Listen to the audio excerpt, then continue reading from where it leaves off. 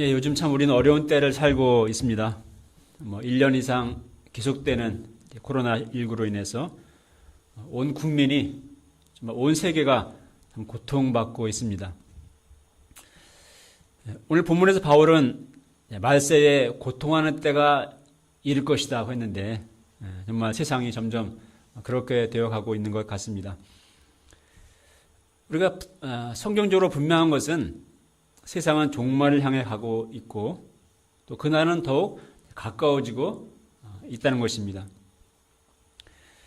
오늘 말씀을 통해서 우리가 말세에 고통하는 때를 살아가는 우리가 어떠한 믿음으로 살아야 할 것인가에 대해서 우리 사도 바울의 믿음을 통해서 잘 배울 수 있기를 기도합니다. 1장, 이 같은 자들에게서 돌아서라. 자, 1절로 5절까지를 보십시오. 한번 읽어보겠습니다. 시작. 너는 이것을 알라. 말세에 고통하는 때가 이르러 사람들이 자기를 사랑하며 돈을 사랑하며 자랑하며 교만하며 비방하며 부모를 거역하며 감사하지 아니하며 거룩하지 아니하며 무정하며 원통함을 풀지 아니하며 모함하며 절제하지 못하며 사나우며 선한 것을 좋아하지 아니하며 배신하며 조급하며 자만하며 쾌락을 사랑하기를 하나님이 사랑하는 것보다 더하며 경건의 모양은 있으나 경건의 능력은 부인하니 이 같은 자들에게서 내가 돌아서라. 네. 바울은 말세에 이런 고통하는 때, 즉 아주 힘든 때가 있을 것이다 이렇게 말하면서 쭉 얘기하고 있죠. 이것은 마침 로마서 1장에서 나오는 그 인간의 어떤 타락한 인간들의 모습을 기록하고 있는 것과 좀 비슷합니다. 바울이 말하는 이 말세의 모습들이 그 미래의 어느 한 시기만을 이렇게 말하는 것은 아닙니다. 바울은 지금 이 당대에 있는 그 디모데를 향해서 이 말을 하고 있는 것입니다. 즉, 바울은 이미 그 당시를 말세의 때로 생각하고 있으며 또 당시 세상의 모습이 이러했고 점점 이런 세상이 되어간다 하고 말하고 있는 것이죠. 자, 성경적으로 말세라는 것은 예수님이 부활하시고 승천하신 이후부터 예수님이 다시 오시는 날까지 그 기간이 말세입니다. 그래서 예수님이 내가 다시 오리라, 내가 속히 오리라 하셨죠. 근데 예수님이 언제 오실지 모르죠. 당장 내일 오실 수도 있고 아니면 1년 후에 오실 수도 있고 10년 후에 오실 수도 있고, 즉 우리가 예수님의 이 종말을 믿고 예수님의 재림을 믿고 살아가는 우리들의 삶 가운데 항상 우리는 종말의 때를, 말세의 때를 살아가고 있는 것입니다. 요즘 세상을 볼 때 본문에 이런 말세의 모습들이 이전보다 참 더 심해지고 있다는 것을 우리는 느낍니다. 정말 자기를 사랑하는 것이 심해지고요. 또 정말 돈을 사랑하고 사람들이 또 선한 것을 좋아하지 않고 사납고 또 쾌락을 사랑하는 이런 시대가 되고 있습니다. 신자들마저도 이런 풍조를 따라 경건의 모양은 있지만 경건의 능력의 삶을 잃어버리고 있습니다. 이런 말세를 살아가는 우리에게 주는 바울의 권면은 무엇이죠? 5절 하반절에 이렇게 말합니다. 이 같은 자들에게서 내가 돌아서라.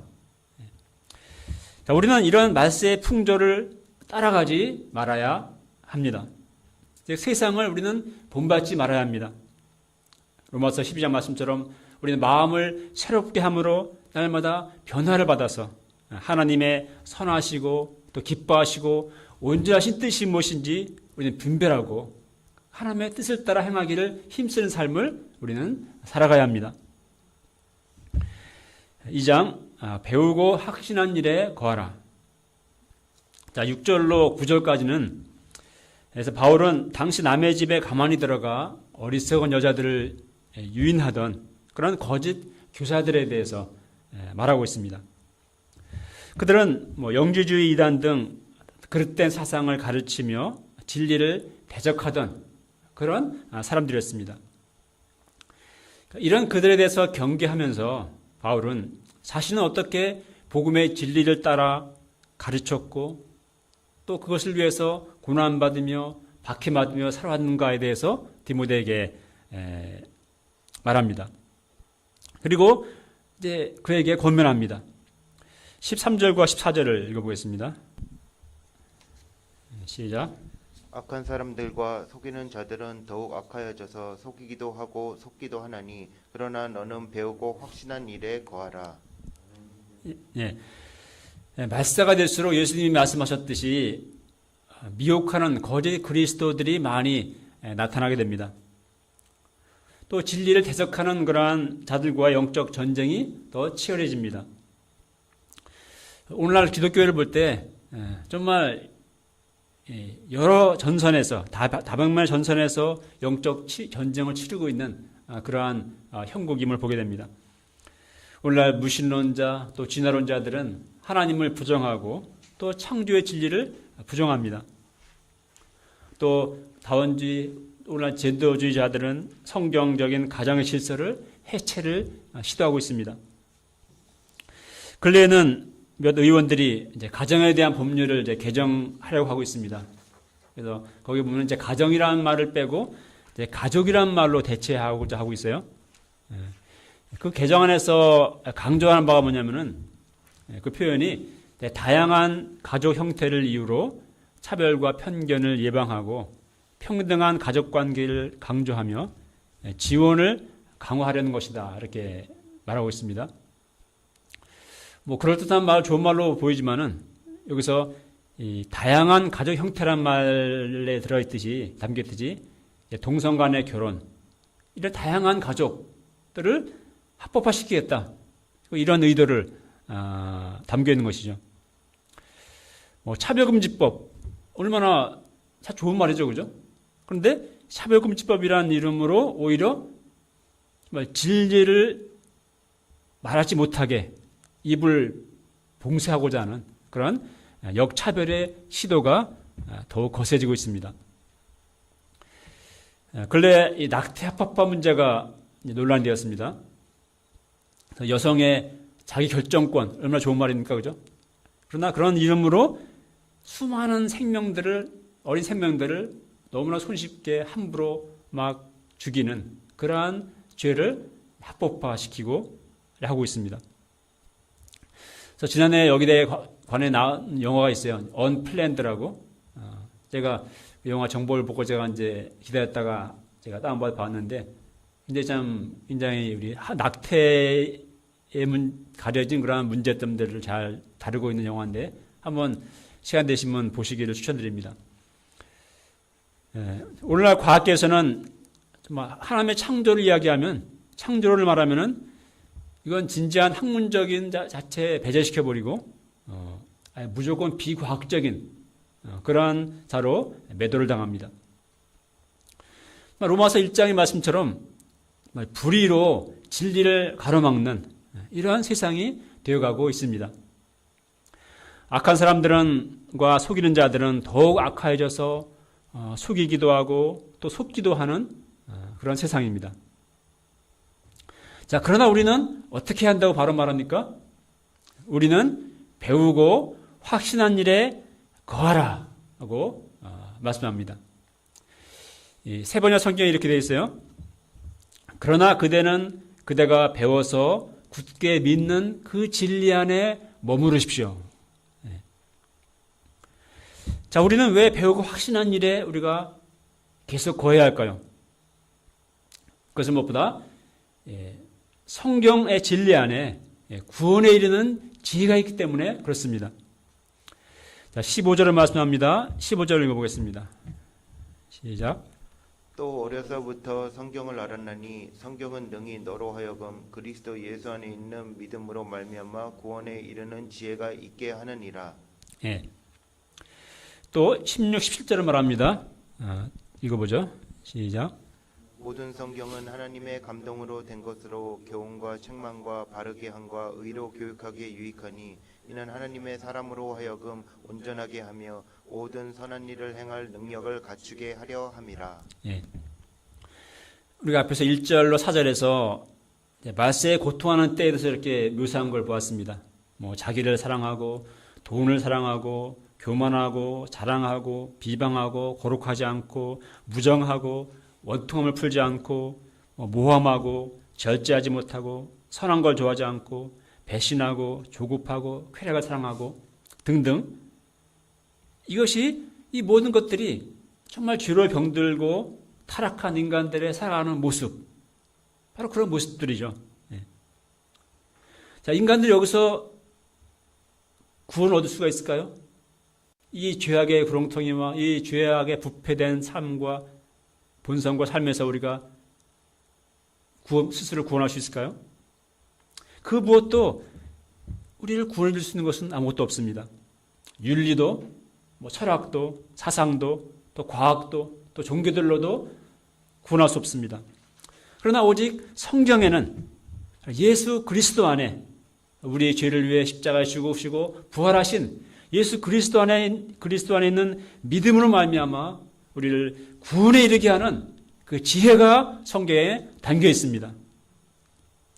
그러므로 우리는 세상이 어떻게 변하고 어떻게 하나님을 사람을 마음에 두기 싫어하고 어떻게 진리를 공격할지라도 우리가 이 배우고 확신한 이 성경 안에 있는 복음의 진리 안에 우리는 계속 머물러야 하는 것입니다.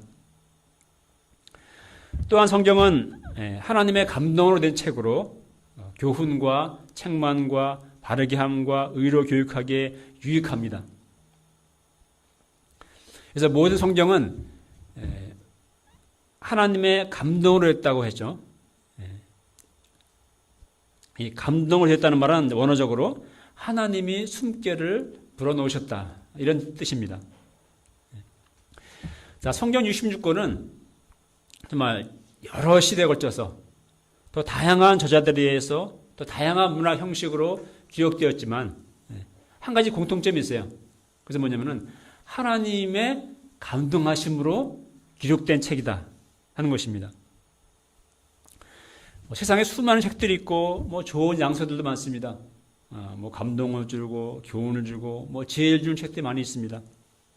그러나 성경은 하나님의 감동으로, 즉 하나님의 숨결이, 하나님의 말씀하신 것이 그런 감동으로 되어 있기에 그 모든 책들과 근본적으로 구별됩니다.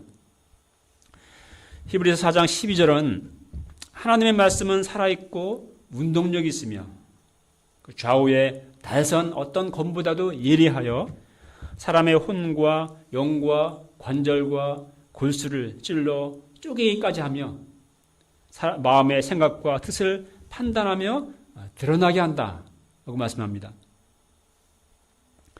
자, 성경 말씀은 하나님의 감동이 되었기에 그 말씀을 통해서 성령의 역사하십니다.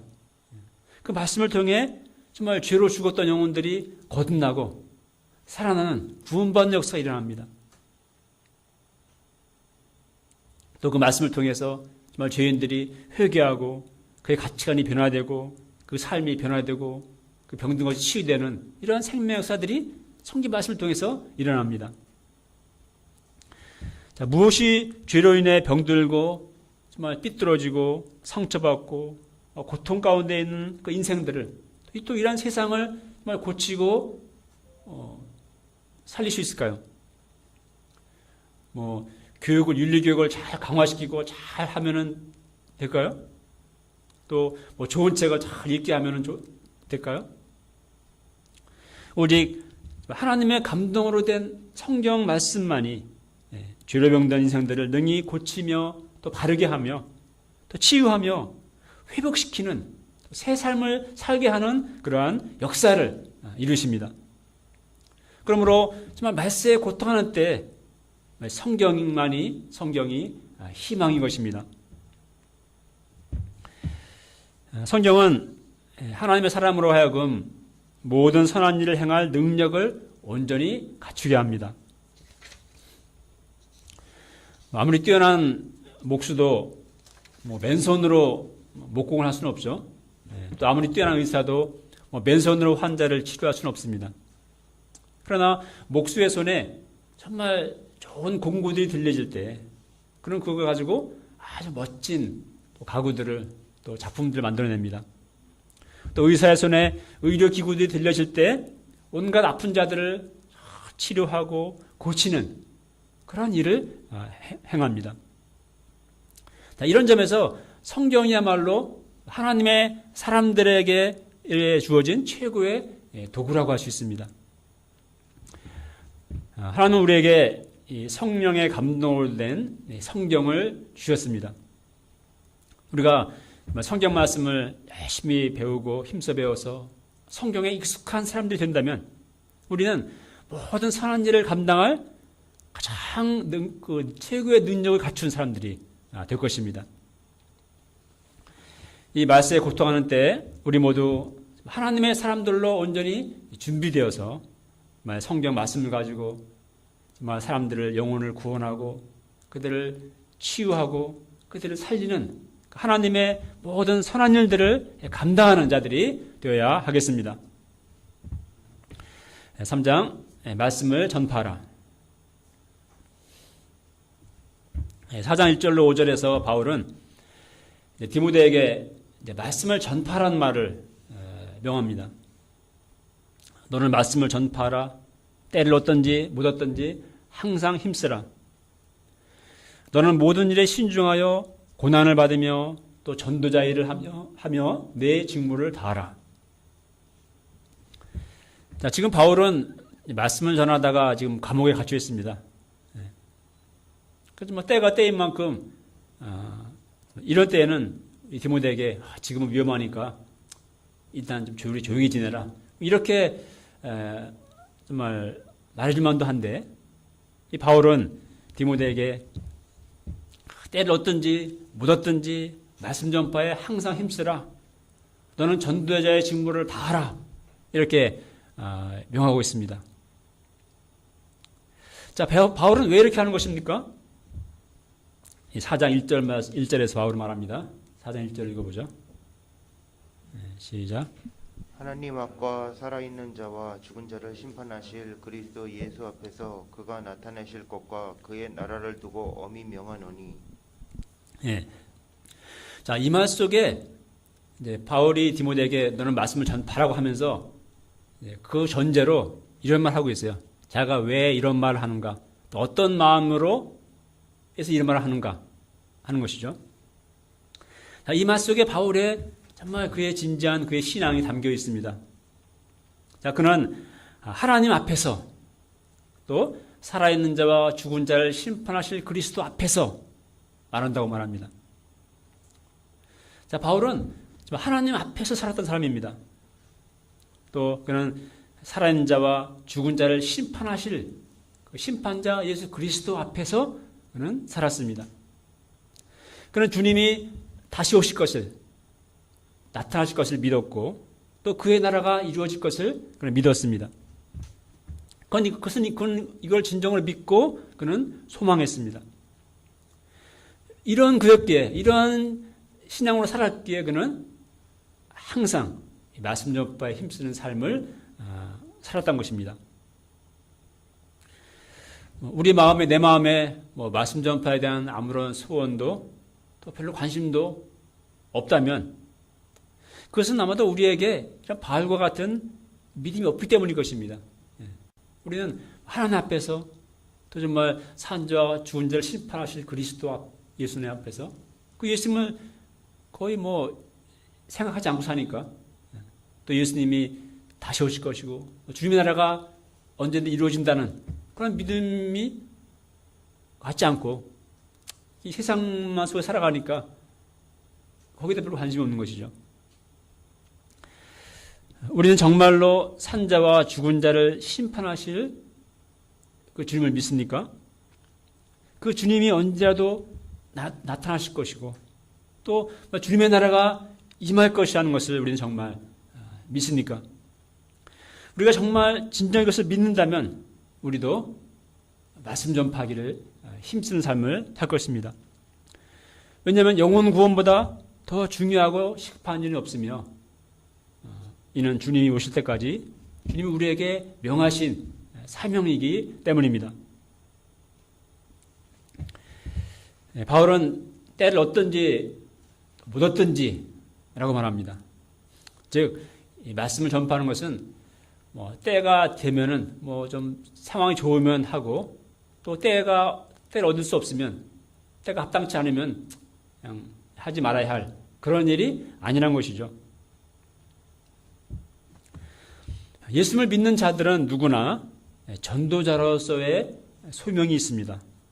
이거 뭐 전도는 뭐 목자님이나 아니면 뭐 전도사가 한 것이 아니라 예수 믿는 우리 누구나 사실 전도자로서의 소명이 있는 것입니다. 우리는 전도자의 일을 해야 합니다.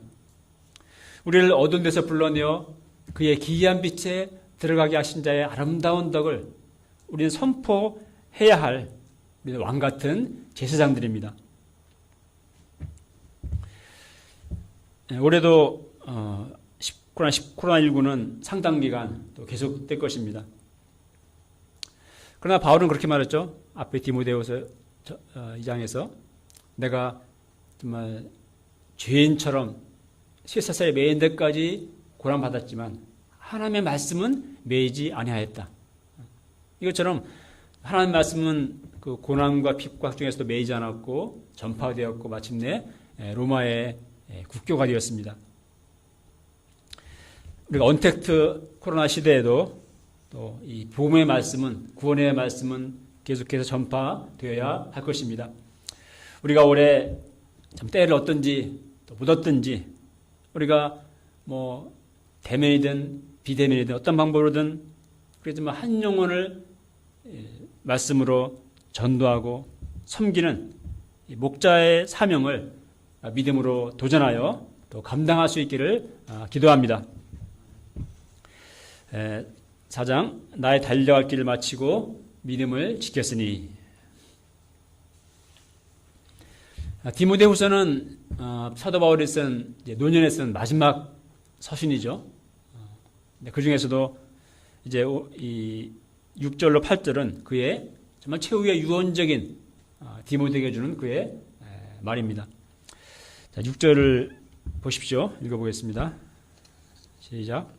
전제와 같이 내가 벌써 부어지고 나의 떠날 시각이 가까웠도다. 네. 자, 전제는 영어로 이제 drink offering이에요. 이제 부어드리는 제사. 그러니까 제단에 제사 지낼 때 이제 뭐 포도주를 붓는 것도 있고 또 제물에 피를 붓는 것도 있고 그래요. 그러니까 전제와 같이 내가 벌써 부어졌다. 이 말은 이제 그의 자신의 삶이 이 전제와 같이 온전히 주님께 부어지는 삶을 살아왔고 지금도 이제 마지막 자기 생명을 주님께 부어드린다 하는 그런 의미입니다. 이제 세상을 떠날 시각에 그는 가까웠다고 말합니다. 죽음을 앞둔 그의 그런 자신의 삶을 어떻게 회고하고 있습니까? 7절을 함께 읽겠습니다. 7절 시작. 나는 선한 싸움을 싸우고 나의 달려갈 길을 마치고 믿음을 지켰으니. 예. 자, 바울은 나는 선한 싸움을 싸웠다. 난 선한 싸움을 싸우는 삶을 다 살았다. 이런 의미죠. 또 나의 달려갈 길을 다 마쳤다. 믿음을 지켰다. 이렇게 그는 고백합니다. 이제후로는 나를 위해서 의의 면류관이 예비되어 있으니 곧 의로우신 재판장이신 하나님이 나에게 주실 것이다 하고 말합니다. 자, 예수님이 십자가에 사셨던 마지막으로 하셨던 말씀과 또 사도 바울의 이 말은 정말 죽음을 앞에 둔 가장 또 위대한 또 유언이라고 할 수가 있습니다. 예수님이 십자가에 죽으실 때 그렇게 말씀하셨죠. 다 이루었다. 정말 놀라운 말이죠. 어느 누가 이렇게 어떤 인간이 이렇게 말할 수가 있을까요? 어느 누가 죽으면서 다 이루었다 이렇게 말할 수가 있겠습니까? 그러나 주님은 다 이루셨습니다. 하나님께서 하라고 하신 일을 다 이루셨습니다. 인류 구원을 위한 십자가 구원의 사역을 주님은 다 온전히 이루셨습니다. 자, 그 다음으로 가장 위대한 유언이 오늘 사도 바울의 이 말일 것입니다. 그죠? 우리 예수님 빼고 한 인간으로서 죽으면서 남길 수 있는 가장 위대한 말이 사도 바울의 이 말이 아닐까 싶습니다. 자, 우리에게도 이 세상을 떠날 시각이 가까울 때가 올 것입니다. 그때 우리는 나의 삶을 어떻게 우리는 회고할 수가 있을까요? 우리가 사도 바울만큼은 못 되더라도 우리도 나는 선한 싸움을 싸웠다. 나는 나의 달려갈 길을 다 마쳤다. 나의 믿음을 지켰다. 이제 나를 위해서 주님이 주실 의의 면류관이 예비되어 있다. 우리가 이렇게 말할 수 있다면 얼마나 복된 인생의 마무리가 되겠습니까? 반면에 우리가 세상을 떠나게 될 때, 떠날 시간이 가까울 때, 그때 내 인생을 돌아보니 내가 왜 그렇게 살았을까? 내가 좀 믿음으로 살았을걸. 후회하며 회한에 젖어서 또 의로우신 재판장에서 주님 앞에 서게 될 것이 자신이 없고 정말 두렵기만 하다면 그러면 어찌하겠습니까? 우리도 바울처럼 정말 선한 싸움을 싸워야 하겠습니다. 예수 그리스도의 좋은 군사가 되어서 이 땅에 정말 주님의 나라를, 하나님 나라를 확장하고 전파하는 일을 위해서 선한 싸움을 싸우는 삶을 살아야 하겠습니다. 그리고 나의 달려갈 길을 끝까지 달려가야 하겠습니다. 우리 사도 바울은 우리 인생을 경주에 많이 비유했어요. 달리기. 우리 믿음의 삶은 경주와 같습니다. 특히 장거리 마라톤과 같습니다. 우리가 100m를 뛰는 것은 좀 뛸만하죠. 잠깐 뛰면 끝납니다. 조금만 참으면 돼요. 근데 100m를 뛴다, 혹은 1000m를 뛴다, 혹은 몇 킬로를 뛴다 하게 되면은 이제 힘들어집니다. 이제 인내가 필요하게 되죠. 몸이 뛰다 보면 몸이 막 거의 목구멍까지 차고 숨이 막 심장이 터질 것 같고 죽을 것 같은 그런 고비들이 찾아옵니다. 우리 신앙생활도 그렇습니다. 우리가 젊은 날에 예수님 만난 그 뜨거운 은혜와 열정으로 몇 년 이렇게 하는 것은 그건 쉽습니다. 그러나 정말 세월이 흐르고 또 세상이 변하고 또 삶도 바뀌고 하다 보면 이제 우리의 믿음이 언제부터인가 점점 궤도를 이탈해서 변질됩니다. 우리가 바라봐야 마땅한 신앙의 표대를 잃어버리게 됩니다. 그리고 달려갈 길에서 이탈해서 엉뚱한 길로 가기 시작합니다. 바울은 빌립보서 2장에서 이렇게 말했습니다. 형제들아, 나는 아직 내가 잡은 줄로 여기지 아니하고 뒤에 있는 것은 잊어버리고 앞에 있는 것을 잡으려고 표대를 향하여 그리스도 예수 안에서 하나님이 위에서 부르신 부름의 상을 위하여 달려가노라. 자, 우리는 지금 무슨 표대를 바라보고 우리는 살아가고 있습니까? 우리도 바울처럼 주님이 주신 표대, 하나님이 부르신 정말 부름의 상을 향하여 그걸 바라보고 달려가는 삶을 살아야 하겠습니다. 그리고 정말 끝까지 우리의 믿음을 지켜야 하겠습니다. 오늘날 세상에 많은 것들이 우리의 믿음을 무너뜨리려 합니다. 세상의 철학, 사상들이 우리의 믿음을 무너뜨리려 공격합니다. 물질주의, 세상의 쾌락이 우리를 유혹합니다. 10절에 보게 되면은 그러면 나오죠. 대만은 이 세상을 사랑하여 나를 버리고 데살로니가로 갔고 또 그레스게는 갈레아디아로 갔고 디도는 달마디아로 갔고. 그러니까 이 세상을 사랑하여 나를 버리고 갔다 이렇게 말하죠. 데마가. 우리는 이 세상을 사랑하여서 믿음의 길에서 떠나는 세상으로 가버리는 자들이 되지 말아야겠습니다. 끝까지 나의 달려갈 길을 마치고 또 주님이 나에게 주신 믿음을 지키는 자들이 되어야 하겠습니다. 결론적으로 이제 말세에 고통하는 때 우리는 어떻게 살아야 할까요? 우리가 이 세상을 본받지 말고 배우고 확실한 일에 거해야 하겠습니다. 다시 오실 주님 앞에서 또 주님의 나라를 소망하며 우리가 말씀 전파에 힘쓰는 삶을 살아야 하겠습니다. 이 세상을 떠날 시각이 가까웠을 때 우리도 바울처럼 나는 선한 싸움을 싸웠고 나의 달려야 할 길을 마쳤고 나의 믿음을 지켰다. 이렇게 고백하며 주님이 나에게 주실 의의 멸관을 바라보는 그러한 영광된 우리 인생이 될 수 있기를 간절히 기도합니다. 네, 6절 읽겠습니다.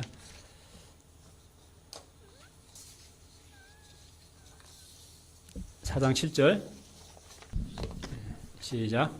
나는 선한 싸움을 싸우고 나의 달려갈 길을 마치고 믿음을 지켰으니. 하나님 아버지, 오늘 말씀을 통해서 이 말세에 고통하는 때 우리가 어떤 믿음으로 살아야 할 것인가를 또 가르쳐 주시면 감사합니다. 우리가 사도 바울의 고백처럼 우리가 참 우리 끝날까지 믿음의 선한 싸움을 싸우며 나의 달려갈 길을 달려가며 또 믿음을 지키는 삶을 살게 해주시고, 그래서 정말 주님 주신 영광스러운 멸류관을 받는 그런 복된 우리의 인생이 될 수 있도록 인도하여 주시옵소서. 우리 주 예수님의 이름으로 기도합니다.